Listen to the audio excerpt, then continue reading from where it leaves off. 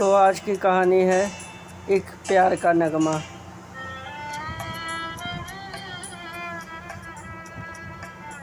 दोनों हाथों को बिल्कुल स्थिर करता हुआ वो मंद मंद कदमों के साथ बस सरकता ही जा रहा था।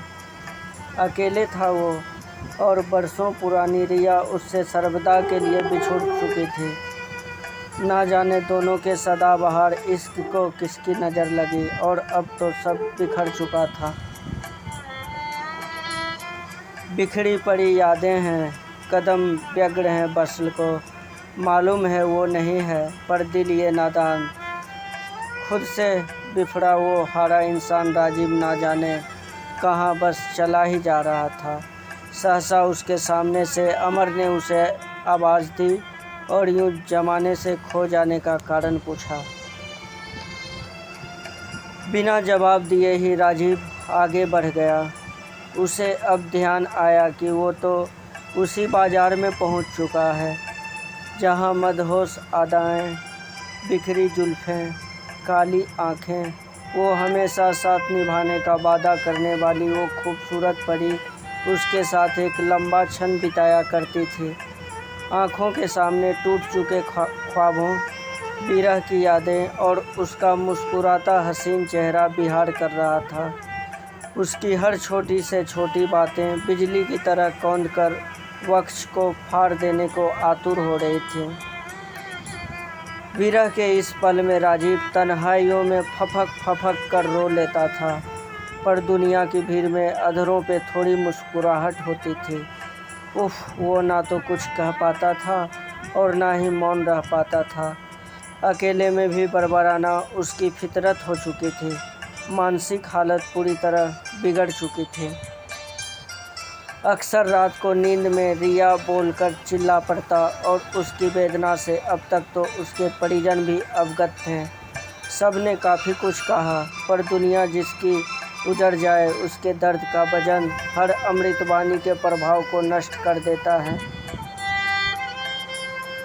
आखिर 2012 से चला आ रहा प्यार 2021 आते ही पल भर में मिट्टी में मिल चुका था। सदैव फूलों की भांति खिला चेहरा आज कांटों के प्रभाव में आ चुका था। मुख से बस यही निकलता था, एक प्यार का नगमा है, मौजों की रवानी, तेरी मेरी कहानी है। पैंट की जेब में कुछ टटोलता हुआ राजीव आहिस्ता आहिस्ता खेतों की पगडंडी पर अपने कदम दबा दबा कर रख रहा था। आमतौर पर सदैव सबको हंसाते रहने वाला वो शख्स ना जाने किन वीरानों में गुम हो गया था। अगर कहीं खो जाता तो सब प्रयास करके उसे ढूंढ लेते, किंतु वो तो दिल के उस दर्द में डूबा था जहाँ से उसका तैर कर आना तन मन में उठ रही लहरों पर निर्भर करता था। वो लहरें जब थोड़ी मंद होती तो वो गम के सागर के तट तक पहुंच जाता था, पर पुनः ज्वार आते ही वो अनंत आकाश में लहरों के ऊपर बैठकर पुनः उसी सागर में विलीन हो जाना चाहता था। 2012 में दोनों की मुलाकात भी बड़ी विचित्र तरीके से हुई थी। दोनों किसी म्यूचुअल फ्रेंड की बर्थडे पार्टी में पहुंचे थे, और कब पहली मुलाकात का एहसास होठों से बाहर आ गया यह सबको चकित कर चुका था। पहली ही मुलाकात में दोनों ने एक दूसरे को प्यार का इजहार कर दिया और उस बर्थडे की पार्टी को धमाकेदार बना दिया। अक्सर अब दोनों की मुलाकात होती थी और दोनों को घंटों तक एक दूसरे के साथ समय बिताना, वो अपने दिल की बातों का आदान प्रदान करना अच्छा लगता था।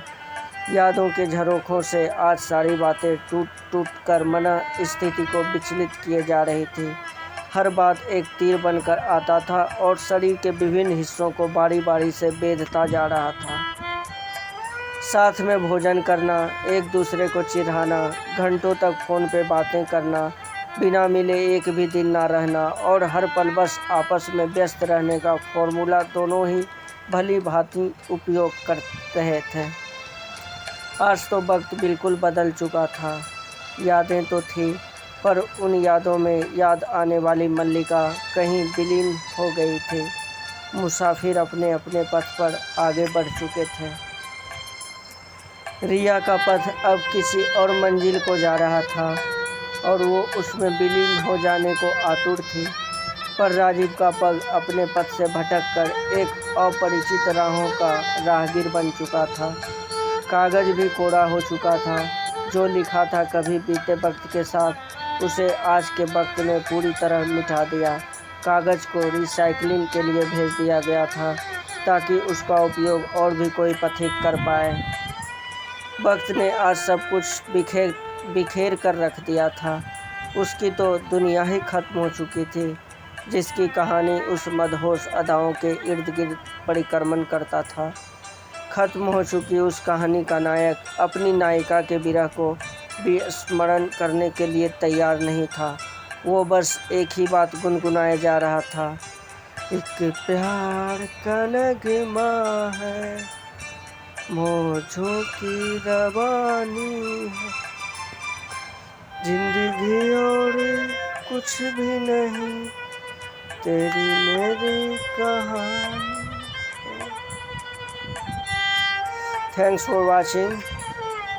अगर वीडियो अच्छी लगी हो तो इसे लाइक, शेयर और चैनल को सब्सक्राइब कर लें। मिलते हैं हम नेक्स्ट वीडियो में कुछ नई चीज़ों के साथ। धन्यवाद।